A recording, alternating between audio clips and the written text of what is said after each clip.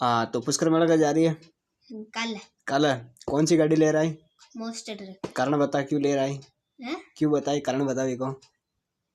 तन बढ़िया ज्ञान लागी बा मोस्ट ट्रक बढ़िया ज्ञान लागी लाली गाड़ी क्यों नहीं लागी? के अंदर चलावा का एक्सपीरियंस।